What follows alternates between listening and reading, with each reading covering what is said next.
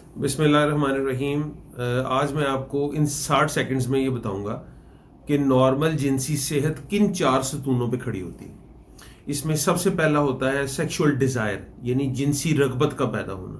یہ مرد کی لبیڈو پہ ڈیپینڈ کرتی ہے، جب آپ کے سیکس کے لیے جسم میں ڈیزائر پیدا ہوتی ہے۔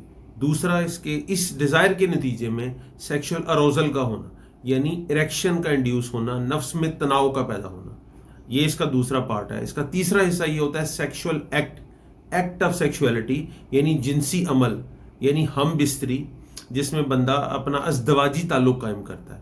اس کے نتیجے میں جو چوتھی چیز ہے اس کو کہتے ہیں ایجیکولیشن، جس کے ذریعے نفس سے منی کا اخراج ہوتا ہے۔ اور آخری چیز جو ہے جس ایجیکولیشن کے ساتھ آپ کو جنسی لذت کا محسوس ہونا، جس کو آرگزم کہتے ہیں۔ تو سب سے پہلے سیکشول ڈیزائر کا آنا، اس کا سیکشول اور اس کے نتیجے میں sexual arousal, then act of sexuality, جنسی عمل، اس کے نتیجے میں ایجیکولیشن، اور دین آرگزم۔ یہ 4 چیزیں نارمل سیکشولیٹی کے لیے بہت ضروری ہیں۔